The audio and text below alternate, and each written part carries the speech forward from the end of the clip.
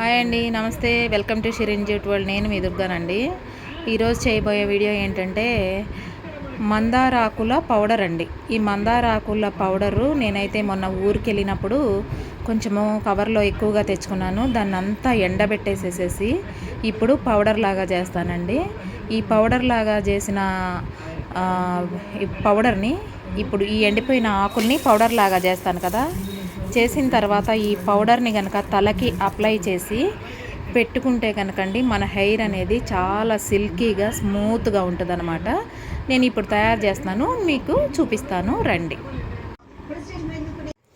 ఇప్పుడు ఎండబెట్టుకున్న ఆకుల్లోనండి కాడలు ఎక్కడైనా వస్తే ఎండబెట్టినప్పుడు ఇలా పుల్లల్లాగా తగులుతాయి అన్నమాట.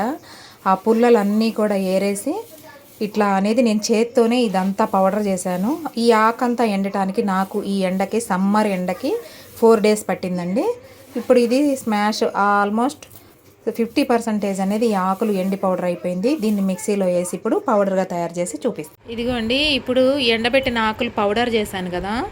ఈ పౌడర్ అండి నేనైతే మార్కెట్లో 50 రూపీస్ 50 grams నేను 150 రూపీస్కి అయితే తెస్తానండి ప్యాకెట్. ఎప్పుడు ఇంకా ఇది ఇలా కాదు, 50 grams ప్యాకెట్టే 150 రూపీస్ కొనాల్సి వస్తుంది అనేసి నేనైతే ఈ ఆకుల్ని ఎండబెట్టి ఇలా పౌడర్ అయితే చేయటం జరిగిందండి.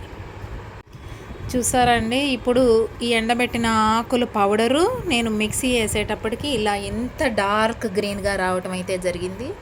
ఈ పౌడర్ని ఇప్పుడు ఏం చేస్తానంటేనండి నేను ఈ గాజు సీసాలోకి పెట్టేసేస్తాను.